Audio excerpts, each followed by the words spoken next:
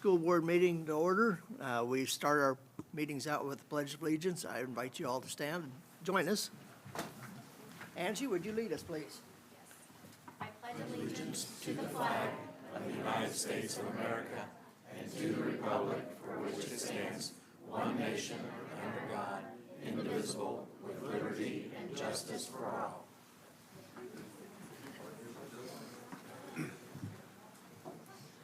We'll now pause for a moment of silence.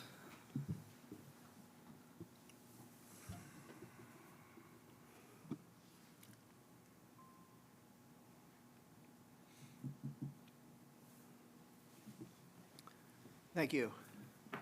Item 1.3, any adjustments to the agenda, Dr. Hall? There are no adjustments to the agenda, President Hunt. 1.4, core purpose. Success for all students. Our core goal is at least 90% of our students pass language arts, English, and mathematics on state assessments. Our core values, mouth's not working tonight. Under character, we will continue to be an institution guided by ethical strength. For students, we will continue to put students first in our priorities and our decision-making. For service, we will continue to be an organization known for its servant spirit and stewardship. We will continue to embody the qualities of stewardship.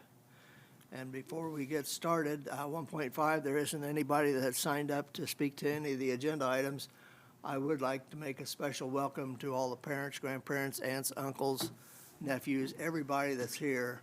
These are the meetings that we just love more than anything else because we get to see people and get to hear what good things are going on with your kids and everything else. And it's a time for celebration, and I appreciate everybody coming for that. So with that in mind, we'll jump right in, and we'll have Mr. Rose.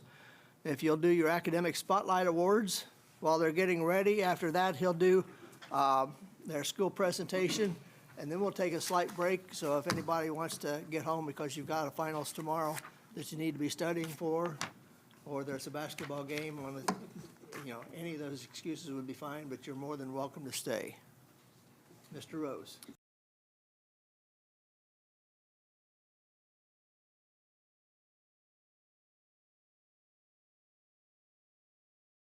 Council Awards, we're going to start with Caden Sims. He represents the Caring. And I'm going to read some of the input that we received from staff about Caden. So Mrs. Lawrence says Caden's a wonderful person. He fits all of these categories. I've watched Caden work with his peers, and he's a very caring individual. Caden frequently gives support and advice to his friends and cannot recall having a student as respectful and caring as Caden. Mr. Jones has nominated Caden Sims for this Caring Award. He receiving the Caring Award from the high school, which is a testament in his unwavering dedication to positivity and impacting others. I had the pleasure of coaching Caden in baseball and football at the high school, where this commitment to teamwork and encouragement of his teammates stood out. Caden is a great leader who consistently promotes the success of his teammates beyond the field. I also had the privilege of being his teacher, witnessing firsthand his willingness to lend helping hands to his peers. Caden's selflessness as a teammate and classmate make him deserving of this recognition. So Caden, come on up here, please.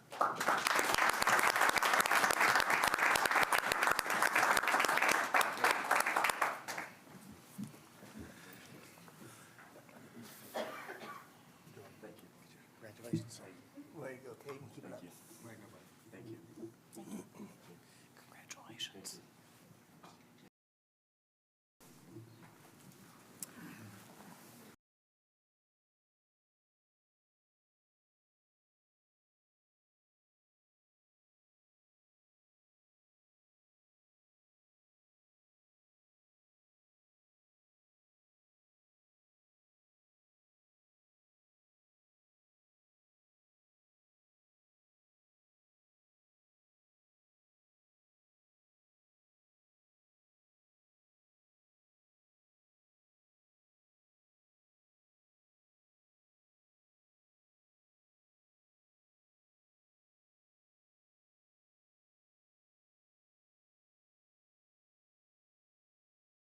Respect category, and I have said these things about Nick. Nick's peers look up to him not because he seeks recognition, but because he genuinely cares for the well-being and success of others in this community. He is constantly seen offering his support mentorship, and encouragement, uplifting those around him and strengthening the experiences of those around him. I can't see what Nick does at West Point. If you don't know, Nick is moving on to West Point after he leaves us here at Pendleton Heights.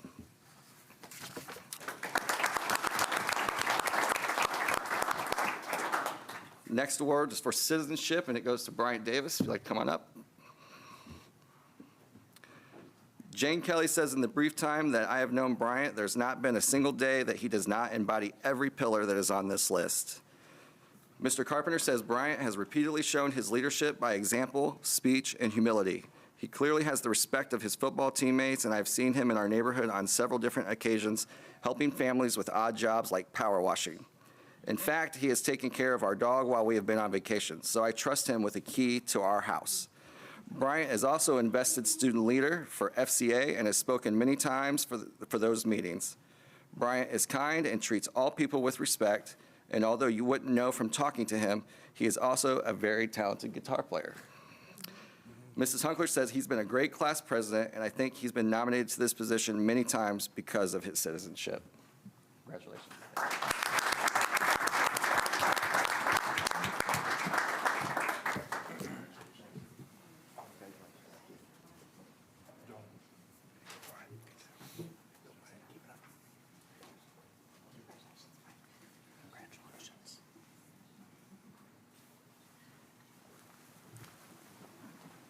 The next character trait is trustworthiness, and it's going to go to Annie, Canada. Allison Doherty says Annie is very aware of the role she plays in her own success. Anatomy is a course that requires dedication and discipline, and she embodies both of those attributes. Ability is God-given, but responsibility is a choice, and Annie is as responsible as they come. She will ask for clarification when needed, and it is very clear that she dutifully follows those directions. She achieved a 100% on my first semester final, which shows me that she has invested her time wisely and purposefully. She has never missed an assignment, and if she is absent, she is emailing me on that very same day to find out what assignment she has missed. I can think of no better candidate than Annie to be recognized for the sense of responsibility and trust.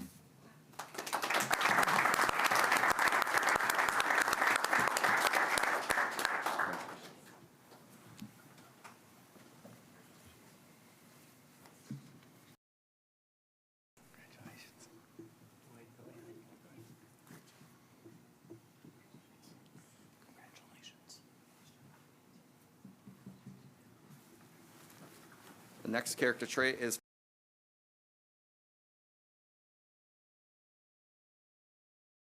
consistently demonstrated responsibility and maturity beyond her years since taking on her sophomore year of high school. She's a natural-born leader, and as such, she takes care of business so that people around her can too. Mrs. Lauerman says Abby is one of the best students I have ever known in my 15 years of teaching. She's a leader among her peers in all aspects.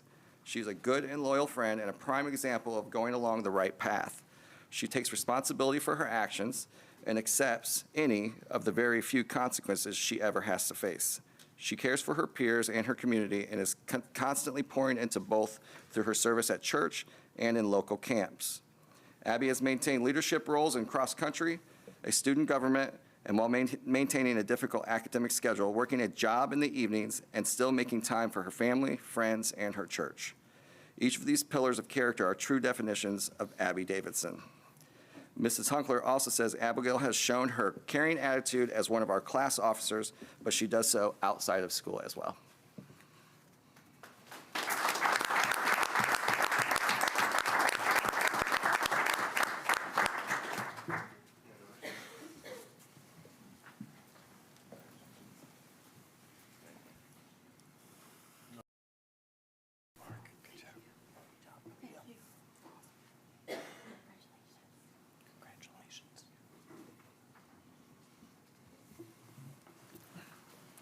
The last character trait is fairness, and it's going to Mrs. Mazzillo says you can always trust Michaela to act with integrity, respect, fairness, and responsibility. She's friendly and treats everyone with kindness, even if someone she doesn't know that well. It would be a dream classroom to have have students filled with Michaela's character. Mrs. Edwards says she had Michaela as a freshman in biology and now has her in her Principles of Culinary Arts class. She's always been a very polite individual and respectful student. She has a positive attitude and enjoys school. I've seen her work well with her peers, and even if she doesn't know somebody or makes a mistake, she never makes them feel low. She's always smiling and always happy. Michaela.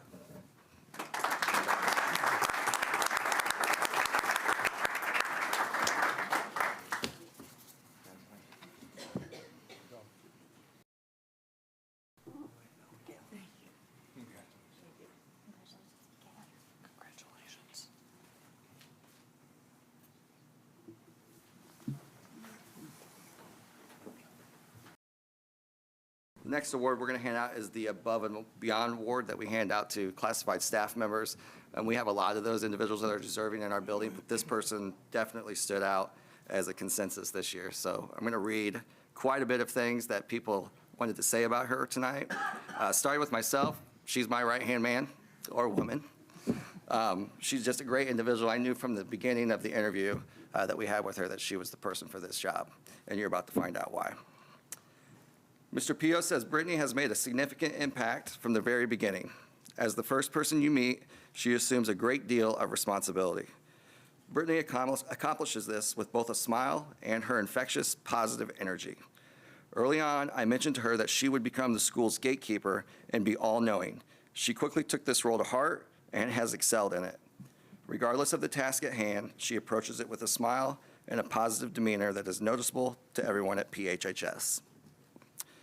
Mr. Hunkler says Brittany is the face of our school, and what a better face to help establish the culture and the vibe of PHHS.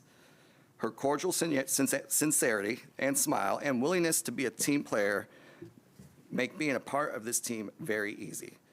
It's not only what she does for all of us that's so great, but the amount of work that goes unnoticed that keeps this institution moving in the right direction is what is truly amazing. Thank you, Brittany, and keep doing great work. Mrs. Dunn says PHHS is so lucky to have you. You have such a bright, infectious smile, and you make the front office what it is. Your organization and attention to detail are so impressive. We appreciate that you're always willing to help with any problem that arises. Your positive attitude is contagious. Thank you for all you do for our school. You definitely go above and beyond for all of us. Thanks from the PHHS Math Department. Mr. Tini says Brittany has single-handedly turned the PHHS office into a well-oiled machine. Mrs. Brown says Brittany was like a fresh breath of air. She came into a difficult situation and took care of business. She quickly mastered the basics of her job and then enhanced what we already had with thoughtful and useful improvements. She definitely goes above and beyond every day to make sure the office and staff run smoothly. She is a wonderful asset to PHHS. Mr. Glenn says Mrs. Anderson is always a pleasure to work with. She exudes positivity and professionalism. Every interaction with Ms. Anderson is pleasant and encouraging. She is extremely understanding and dependable. Mr. Smith says the organization has brought you to this position, and it has benefited everyone. The main office is the front porch of the school, and it's nice to see that front porch is organized and welcoming to all of our guests. Mr. Trout says Brittany is awesome. In the chaotic world that is the front office, she is always welcoming and greeting people with a smile. It's awesome to have someone that is trustworthy and also someone who will always go above and beyond when others need help. Mrs. Neely says, this is fabulous. Seeing Brittany is the perfect way to start your morning. When you walk into the school, despite whatever chaos is going on, she's always calm and cheerful. With Brittany, we know that we'll get the information we need about sub-coverage that day, plans, or any other important information around the building. Whether she's interacting with students or managing guests, Brittany is sure to brighten your day. Mrs. Carling also says, I love this idea. She is very deserving. Brittany is amazing. From the first day she started, she's been awesome. She has a great attitude, accompanied with a smile every day. Brittany is always willing to help or answer any questions that anybody has. She is what we want PHS to be known for, a kind, patient, helpful, intelligent, and eager person to grow. I appreciate her being at PHHS, and I look forward to working with her for many years to come.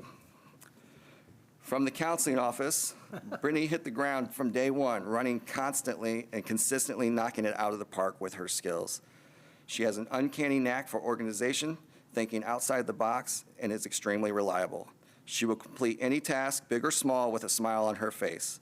Brittany is very welcoming. She is wonderful first impression for visitors of our building, and she is our daily ray of sunshine, so we are very thankful to have her on our team.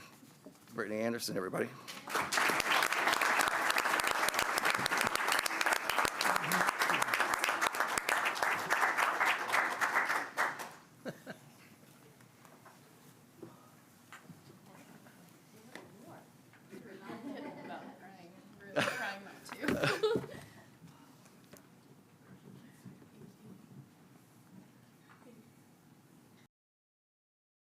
Thanks for your great work. You don't have a twin, do you? Congratulations.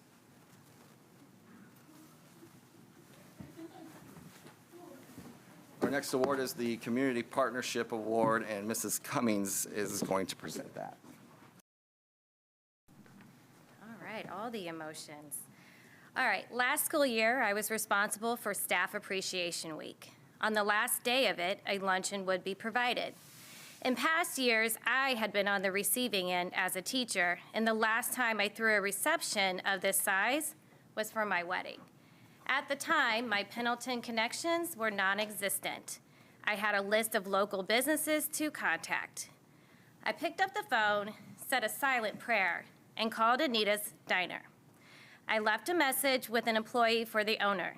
It was down to the wire, funds were dwindling, and I needed a Hail Mary. Over the next few days, it would all come together. Rachel and Michael Ferguson, the owners of Anita's Diner, made their first of many donations to Pendleton Heights High School. This school year, Anita's Diner donated dinner for the coaches and judges for Quiz Bowl and staff members for parent-teacher conferences. A teacher told me, "Thank you so much for the great assortment of food tonight. I can't remember a better meal during conferences." Another said, best parent-teacher conference dinner ever, exclamation point. I posted the menu earlier in the week, and a teacher said, "Whoa," all capitals. "Thank you. Actually looking forward to this. Thank you so much." Anita's Diner has been an invaluable partner in our school community. Personally, I could not do my job without you. Thank you. And unwavering support. Thank you for fostering a relationship with me and our school. Your commitment to our school community is commendable and serves as a shining example for others to follow. In recognition of their outstanding generosity, support, and commitment, we proudly present Anita's Diner with the South Madison Community Partnership Award. It's inspiring to see partnerships like this foster positive relationships and create memorable experiences for our schools and students. Thank you.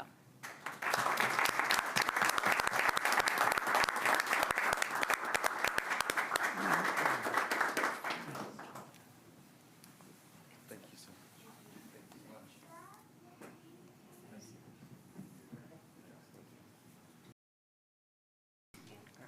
Nice to see you. Good to see you. Thank you. Thank you very much. Thank you. Thank you, sir. Thank you very much. Thank you very much. Thank you very much.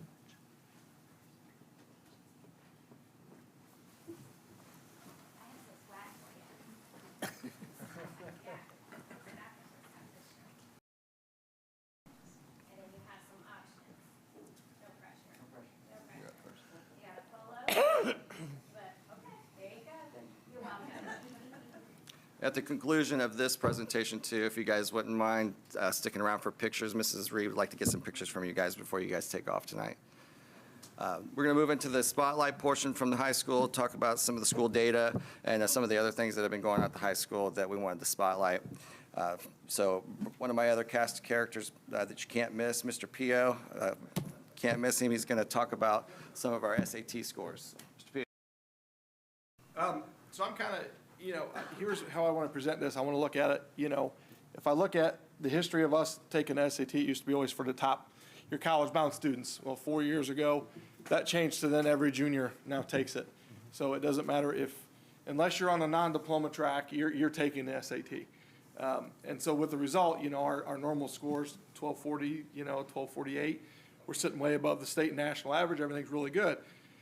Drops way down into like the 990s, and you're like, oh my gosh, that's horrible. We got to think it's all kinds of kids now that are taking it. We're half the kids that never took it, take it. Our top kids are still knocking it out of the park. Okay, they're doing an excellent job. So last year, we had a 996 average across the board with every single kid.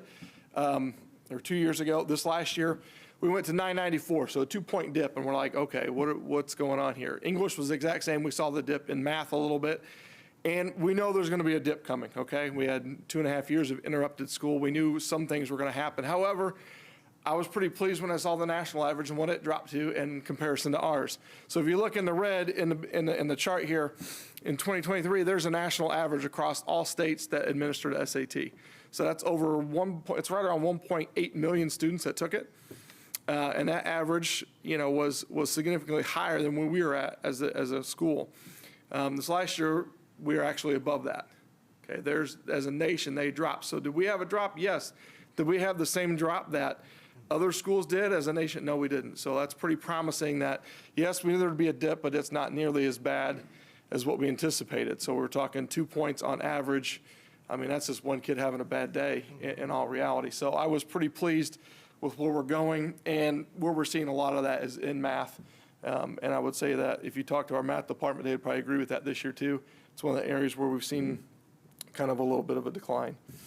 But also, if you look at it in terms of the state and national average, so if we look at students that met the benchmark established by the College Board as saying that you are proficient in math and in English, we are at 33% of our students that take SAT meet both those benchmarks, which you're thinking a third, but the national average is 28%, the state is 27%. So once again, we're exceeding that. In English writing, 57% of our students hit that mark. National average is 52, state's 49, you can see that there. And then in math, even though math is one of those where it's like we'd like to see it higher, we are still significantly, 5%, it may not seem like a lot, but it's a lot in terms of where we're at. So we're seeing some positive things in there, and we're happy with the trajectory. We have met with the staff, and we've identified some areas where we can improve and target different groups to help improve those along the way. Now, this will be a measure for us for the foreseeable future, so hopefully we can continue to see that go. Okay, also advanced placement. We saw a rise last year in advanced placement courses, which is great. We're really happy to see that. The year before, it was a big drop. But now that kids are back and are getting at it, our AP classes are back and rolling. It wasn't too long ago, for example, AP Environmental Science, we had 13 kids, and we're going to try it, and that same group now has 87. Okay, so from one class of 13 to 3 classes now of 87, and we're excited about where those continue. But you can see here we had 384 students enrolled in AP last year. We had a total of 458 exams administered. And we had 183 with a 3+, which means that they have earned their college credit for those particular courses, which is still really, really good. Because like I said, a lot of kids, especially like our freshmen that take AP World, it's their first AP test, and it's an eye-opening experience because it's the first time they've done it, and they learn from it, and those same students go on to earn many advanced placement credits after that. Dual credit as well. Our dual credit has gone up slightly. We had a little dip, but it's going back up. This is an area I really feel like we're growing in this area. Our school is working towards the Indiana Common Core, which means that our kids, when they get a dual credit class and they go to any other school that recognizes the Indiana Common Core, which would be basically all our state-sponsored public universities, they automatically get credit for those classes they took. It's not just an elective credit. It is, if they take advanced math, that counts as one of their math classes at the next level. Many of our teachers are going back through a partnership through IU, in which they are going back and getting their master's degree so they can teach these courses at a college level, and they have to align with what the expectations are at Indiana University, which a lot of schools are doing. And this past year, we've had many of them start their adventure. Some are waiting for their approval to continue. Mrs. Neely is one of those who is being able to offer dual credit now because of that. But last year alone, we had 5 sign up, and we had another 6 sign up this year. We're waiting on approvals to see where they're at. So things are definitely on the uprise there. Just trying to provide more opportunities for our students. Okay, so I'm going to turn it over to Mr. Rose for our graduation rate. So Mr. Pio, just so you know, he's our curriculum and instruction person and also is in charge of all of our state testing. So we had him enjoy giving you that information. As far as our student graduation rate goes, we're typically right around that 95% goal that we'd like to hit. We were at almost 94% with last year's cohort. Typically what we see, as you can see in the graph here, is like we're right around that number, hovering there pretty consistently. And the best part is like we're always above the state average for the most part. We haven't seen a dip below the state average since 2011. So obviously it's where we want to live with our graduation rate. We always want to try to be better, and that's why we have that goal at 95%, and that's what we always try to reach to obtain. This student attendance indicator, I have this slide in there because I wanted to go into a little bit of an explanation about this. This is a new metric that the state came out with. It's how they're judging state attendance across the board. As you can see up in the far right corner up there, it shows that we have an increase of 6.7% at 58.5%. If you look at that, you go, what? 58.5% of our kids are, attending school? Well, that's not really what it is. It is still below the state average of 61% on that metric. But if you see the number or the slide at the top where it says 94% attendance rate, what they're doing is they're taking that percentage, and that's our percentage of kids that attend school at a 94% rate. So only 58.5% of our kids are attending school at a 94% rate. The next slide I'll show you is how it used to be compared, so you can see a little bit better what that kind of looks like. So before COVID, you can kind of see where we were at there, always kind of consistently hovering around that mid-90s number. And then you can see that steep drop in the COVID world that we lived in for a while. And you can see the rebounding number of where we're at last year at 93%. We knew this was going to be a challenge coming out of COVID to get people to realize, like, it's important to be at school. You need to be here. And why is that? Because kids typically do better when they're in the seats and they're attending school. So we really want to make a strong push for that, and that's why I brought on these deans that I brought on, Mrs. Cummings and Mr. Jones, to help us increase that rate. And you can obviously see that they're doing good things already of getting that rate jump back up. There's a lot of variables that go into that percentage as well. Offering online school, we have to keep attendance rates on that. If I was to remove those students from those totals, we would be at 96%. So like we're right back to where we wanted to be at if we remove those kids from the totals in that factor. So at this point, I'm going to turn it over to Mrs. Cummings so she can explain how we get kids to school. Yeah, Mr. Jones is going to say. Oh, yes. Sure. All right, so all things attendance. So we're just going to walk you through the process so that you have a better understanding of what we do twice a week. So we run an attendance report, so you see that on the left-hand side. So we do it for every grade level, for every class period, and we only populate absence excused and absent unexcused. And then on the right, you can see the attendance report for every student. Now, I do letters A through K, and he does the rest of the alphabet. We do this twice a week. We run it on Monday and Thursday.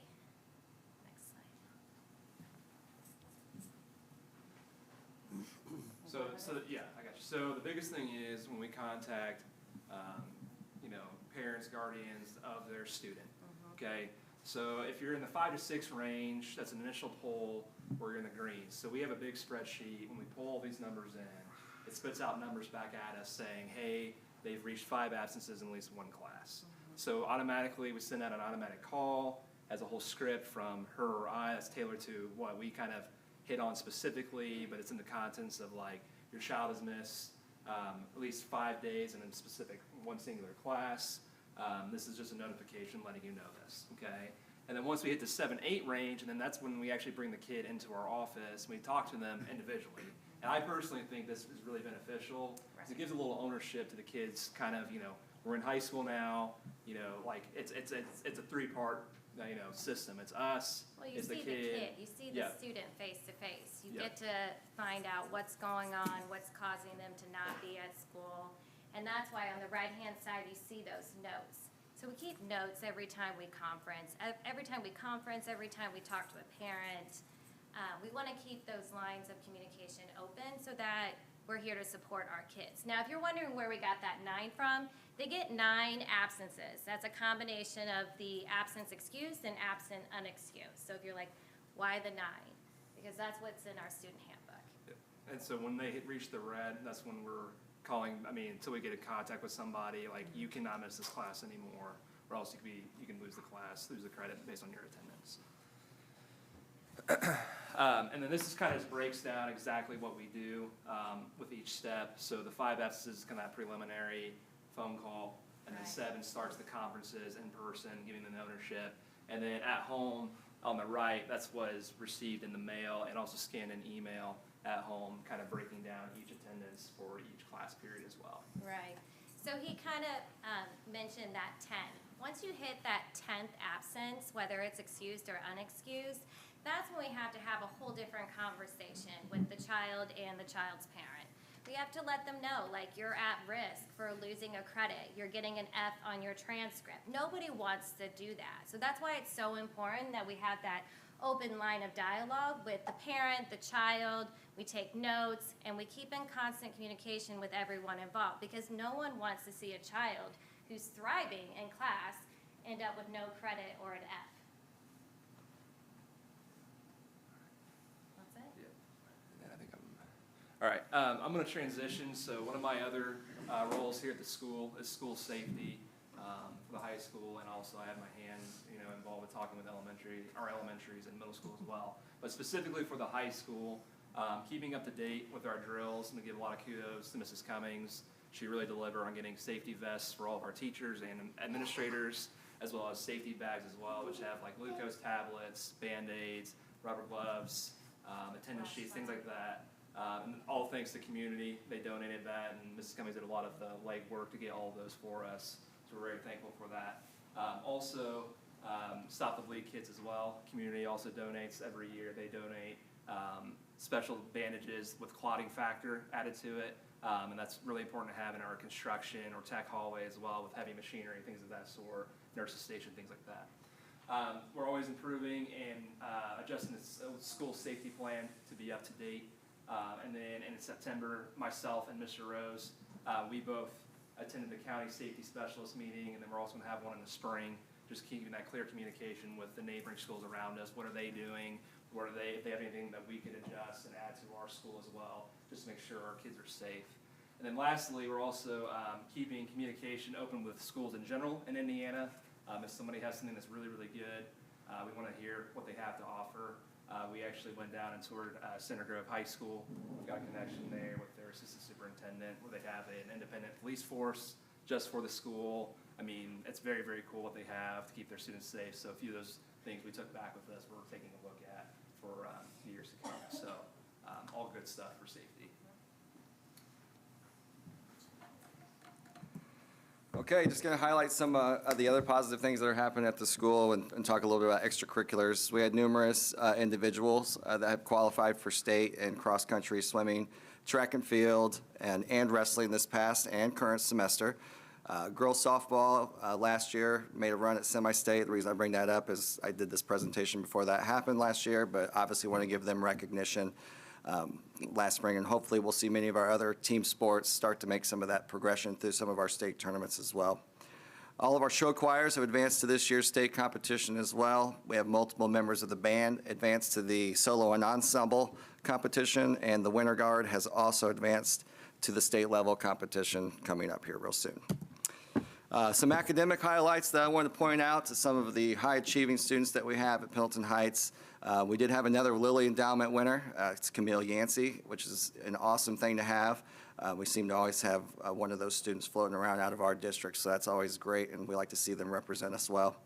Maddie Roots being a National Merit Finalist. If you don't know what that is, it's a really high honor. Only like 1% of students that will graduate as seniors in the nation would get this particular scholarship if she becomes one of the selected finalists for that. She is in the finals, but she hasn't actually been notified if she's got the award yet. Abby Davidson got an honor scholarship from ISU, which is full tuition for 4 years, and Ellie Ray got a presidential from ISU as well, with all expenses paid and a full ride, including all of her books and fees. Some of the next steps that we're going to be continuing to do, obviously the newsletter was something that we, when I hired Brittany, I told her, I said, I want a newsletter. I said, I think we need to get more communication out about the positive things that are going on in the building, both, from the academic standpoint and just information to keep people aware of what's happening. And when I asked for that, I had a vision of what it looked like, and she knocked it out of the park. I mean, it was way more than I anticipated. Again, obviously, going above and beyond is definitely in her personality. Community engagement nights, coming out of COVID, we used to have, our parent-teacher conferences were more virtual. And we kind of were still sticking with that mold, and I wanted to drop that and get people back in the building. Unfortunately, didn't see as many people coming in for parent-teacher conferences at the high school level. I think a lot of that has to do with communication. You can see your kids' grades all the time. You can communicate with staff members electronically. So we were looking at different ways to get people back into the building. So we're targeting next year possibly having teachers come in and kind of walk the schedule to get a chance to meet all the teachers at the beginning of the year. And then also again at the second semester, because at the high school, obviously, kids will change classes per semester. So we'd like to give an opportunity for parents to get in and meet the teachers, see what their kids are doing every day, see what they're walking through, what lunch looks like, and get a better perspective of that. Some of the positive reinforcing programs that we're trying to implement, I have to give Mrs. Cummings, I kind of deemed her our culture and climate specialist, and we started a student of the month. We just took the picture just the other day. You'll see that in the newsletter coming out here real soon. Just trying to get people to realize we're recognizing the things that you're doing that are positive, and hopefully that will foster other people to want to be involved in that as well. We're continuing to look at our pathway options and incorporate work-based learning and capstone opportunities for students. We think this is really important. We brought Gary Rhodes in, who's done a phenomenal job of revamping that program with some additional support from some of our state help. He's done a fantastic job with that, and what we're trying to do is get those kids to go through these pathways, but then get an actual work experience when they go out to the real world, and they can actually make money in their senior year and actually get an experience where they can decide, maybe this isn't something I want to do, before they actually go to college and spend a bunch of money on something they may not actually realize they really want to do. So that also gets us out in the community more and helps us build some more of those partnerships. Maintain involvement in communication and long-term planning with capital projects, needs, wants for PHHS with the ASC administration. Frequent conversations we have with Mr. Kruer and Dr. Hall about improvements that we need at the high school. They've always been receptive to our concerns that we have, and they're always letting us know what they can and cannot do, obviously, and we know that there's budgets for those things. Continue to promote positive school culture. As we mentioned here just a minute ago with some of the programming that we're obviously looking at more of those things. Monitoring our achievement gaps and providing support for that. That's always easy to do, is to identify where the problem is, but solving it is usually the next step, and finding the right opportunities to do that. I've had multiple opportunities to talk to Mr. Kruer about some of the classes like biology and algebra, or some of the higher deficiency rates, and what we need to do to improve and close those gaps for achievement. Because a lot of students cannot graduate with can't get a core 40 if you can't get through on some of those classes. Want to continue to explore utilizing some of our staff potentially for possible ISS and credit recovery, to possibly reduce some of our days that our kids are spending outside of school if they get in any kind of discipline trouble. Really the discipline we have is detention and outside of school suspension. And we really rather have the kids in school instead of out of school, but budgets don't always allow us to make some of these changes, but we're trying to be creative with some of our staffing to figure out if there's an opportunity to use some of our in-house staff to possibly utilize these things. And we won't really know exactly until after spring break. We got all the classes scheduled, kind of see where everybody falls and see if we can manipulate the schedule to pull off some of these other things we want to do. The state recently mandated a career fair, and that is going to be on March 28th at PHHS. It's our first year running it, and we've had quite a bit of community feedback on that, and a lot of people jumping on that want to come in and offer what their experiences in the real world for our kids to learn from. So really excited about that. Big thank you to Brandon Jesse for setting that up. He's done a great job. He came to us. He had to do this for CTE, and he said, I'll partner with you guys on this and help you get this ball rolling. So he's done a fantastic job, very well organized, and we're hoping it's a great success. So that's some of the great things that we're doing at the high school.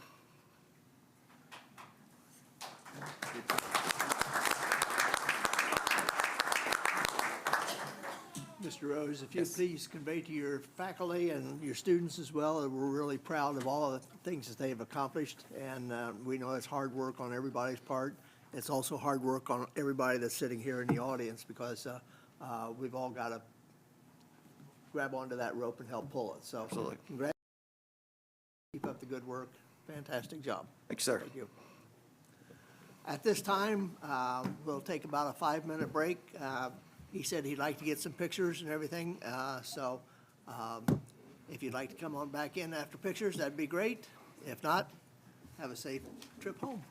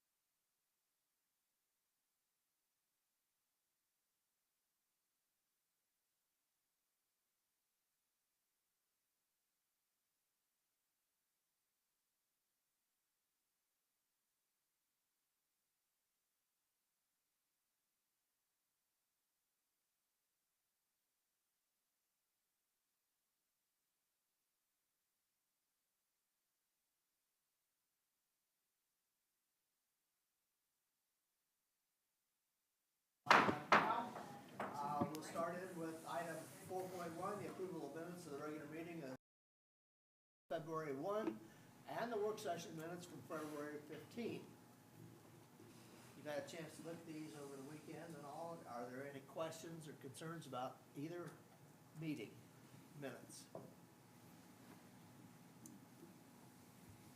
Hearing none, what's the pleasure of the board? So moved. I'll second. Penny? Andrew Brown, Yes. Buck Evans, Yes. Kevin Ginder, Abstain. Abstain. okay. Pressure. Mike Canna, Yes. John Lord, Yes. Bill Hatton. Yes. Okay. No more cookies for you. No. 4.2, approval of accounts payable vouchers. Once again, you've had a chance to look at all those numbers and all. Are there any questions? Hearing none, what's the pleasure of the board? I make a motion we approve the 4.2 approval of accounts payable vouchers. Penny? Andrew Brown, Yes. Buck Evans. Yes. Kevin Ginder, Yes. My mom was harassing me. John Lord, Yes. Bill Hatton. Yes. Okay. Section 5, consent items. We usually take these in mass. If that's okay with everybody, we'll do the same thing tonight. You've had a chance to look at those and see what's going on. Any questions? Hearing none, what's the pleasure of the board? I'll make a motion to approve 5.1 through 5.10.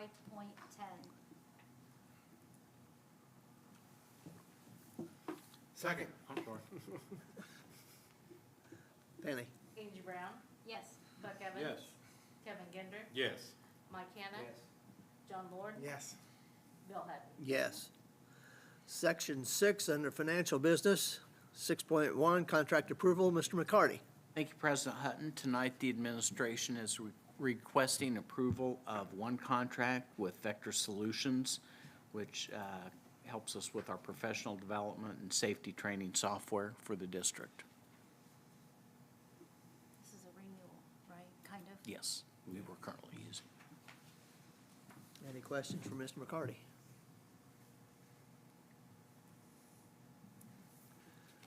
What's the pleasure of the board? So moved. I'll second. Penny? Andrew Brown, Yes. Buck Evans. Yes. Kevin Ginder, Yes. Mike Canna. Yes. John Lord. Yes. Bill Hatton. Yes. Section 7, under new business, 7.1, summer school proposal, Dr. Miller. Thank you.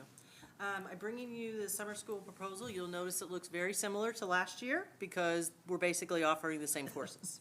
So we're looking at those primary grade courses. We are doing the I Read 3 course at Maple Ridge. Again, Pendleton and East want to do the tutoring after school instead. Middle school is offering the math. If you recall, last year they offered a math and an English. They had more success with students coming in for the math and wanted to continue that. High school will be doing the speech again. That does offer the students a dual credit if for a possibility. And then we're doing the deep reading for the K-12. So that's the selected reading pieces to help students that are struggling. We would ask for your permission to apply for those funds. Dr. Miller, what does the deep reading take place? Does it take? We usually place- do it at Pendleton Okay. Elementary because it's all three elementaries that we bring kids in from. And those are just small groups of kids, so we have a system, one teacher coordinates with several IAs to develop that curriculum programming. Dr. Miller, do you have any anxieties or anything of trying to reach the students that we need, the ones that are struggling and everything else? Is that much of a fight, or is it? You do have some that will have transportation issues getting in for summer school, but we do pretty good at getting the ones we would like to have in, but there are some that this transportation is not something they can overcome. We tried transportation one year, and it was not financially Didn't feasible. help. No, no. I actually analyzed it and thought I could probably send an Uber to their house to pick up the parent and the child, to bring the child to school, because I wouldn't want to put the child in an Uber by themselves. Take the parent home and then do the same on the flip end for about the same as it costs us to pick them up, because of the distances between and the small numbers you're looking at, so, yeah. Dr. Miller, K-Camp, is that still right around 20 children? Yes. Okay, will that, based off the screeners at Roundup still? Correct. So based on our screeners, we try to get those kids in that maybe need a little bit of extra boost for the summer, and get those kids in, get their parents some more ideas on maybe things they could do the rest of the summer, and do that. So for current kindergarten students, they can't go to K-Camp, They correct? would go to first grade. They would go to the first grade. Okay, so the first grade reading and math Yeah. here is for children who are currently kindergartners? Yeah. Okay. Any other questions for Dr. Miller? I'd entertain a motion. I make a motion, we approve the summer school proposal as presented. I'll second that. Penny? Angie Brown? Yes. Buck Evans? Yes. Kevin Ginder? Yes. Mike Hanna? Yes. John Lord? Yes. Bill Hutton? Yes. Item 7.2, textbook adoption process. Once again, Dr. Miller. Thank you. This is for information purposes, and we decided, Mr. Kerr and I decided, since the things were changing a little bit, we wanted to bring this to you so you are aware of our process and could understand our process before we brought you something in August to adopt without background knowledge. So, in our efforts to continue a high-quality, viable, consistent curriculum for students, and in our awareness of our financial budgets, we've been exploring different options. So what we are doing is for science, this is the one that we postponed a year because of the state changing their standards. For science this year, we are paying our teachers to develop the textbook and the corresponding LMS course. So that's the core components that everyone that teaches that class would do, so you have that consistency. In this, they're going to use what's called open education resources. They're OERs. OERs are materials that are out there. Sometimes a university will print a book, sometimes different places. We're using CK12. If you recall, our 3 through 6 textbooks we used this last adoption were in CK12. They are free resources. At that time, we took those CK12 books and simply selected from the various components the chapters we needed. This time we're going a little bit further in depth. So we are taking those, and the teachers will review them, edit them if necessary, maybe change the reading level on the content to make them more appropriate for our students, and pull all of those resources together. And then they will do the second half, which is getting that lined up. So basically, almost a teacher manual that goes with that book. So we are proposing that, and you can see in there the various stipends, depending on the course and the level of lift that the teachers are getting. This is a substantial savings with some quality resources that are out there and just making them unique to us. So one thing it'll allow us to do is, let's say there's a 6th grade science book out there, but half the chapters aren't in our standards, or I need another chapter. We can pull those together through CK12 to make one that's custom to the Indiana standards. So we're happy to answer any questions. I'm going to ask him to help lift those questions with me. Will any of this work help lower our textbook rental? We don't have textbook rental anymore. Well, We we have have- textbook cost. Okay, textbook cost. We have, textbook cost is ours. There Right. is, But last year, about $160 a child, we didn't get, Yes. we didn't not get yes. compensated for all of it. So our overall cost, this will. So for example, he mentioned that we had one textbook adoption or readoption for 1 year at the high school course. It was $50,000 for this year. For this, we're looking at really all of K-12 science for about $50,000. So yes, substantial cost savings, still could have quality content and resources with it, just combining those two components.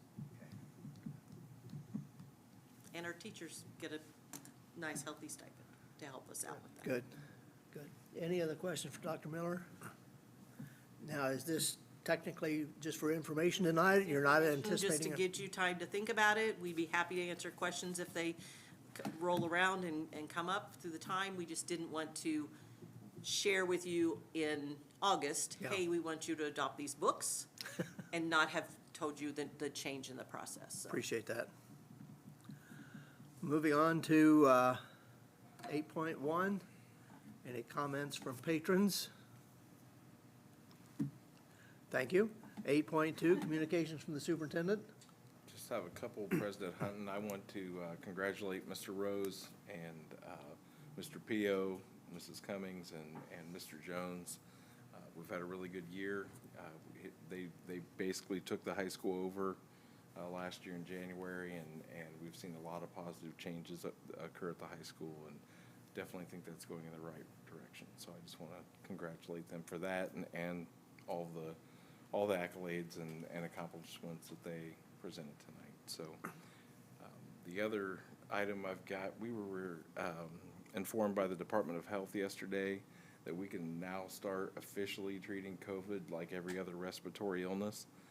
CDC made the change last Friday, and Indiana lagged behind for 3 days, so it was kind of contentious, but they notified us yesterday. So now, for all practical purposes, after 4 years, COVID is now not a thing in schools. So kids are, if you are sick, you just come back like you would anything else, 24-hour fever-free.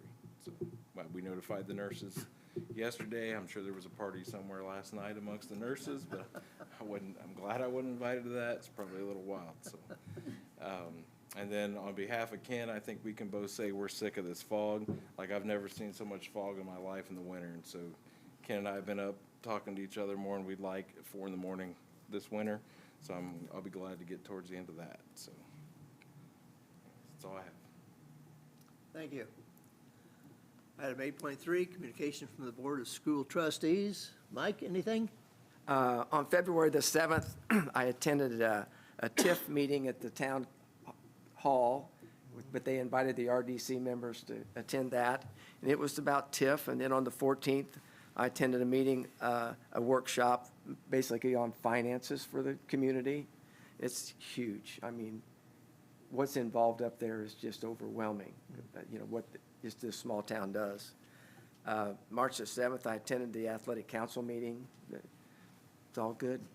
High school, great job, great presentation, very informative, very good. Thank you. Nope, I'm good.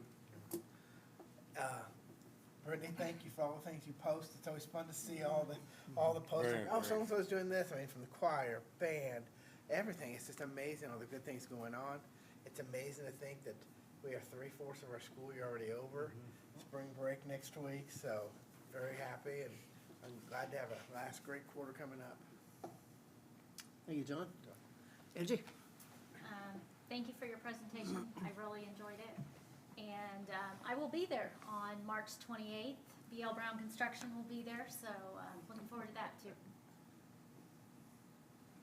Kevin? Nope, the only thing I have to add is the presentation was very well done, so, and it was very informative. Thank you. Other than that, I have nothing. Very good. I have nothing, so I'd entertain a motion for dismissal. I'll make a motion to dismiss. I'll second. Penny? Andrew Brown, Yes. Buck Evans. Yep. Kevin Ginder, Yes. Mike Hanna. Yes. John Lord. Yes. Bill Hutton. Yes, we are adjourned.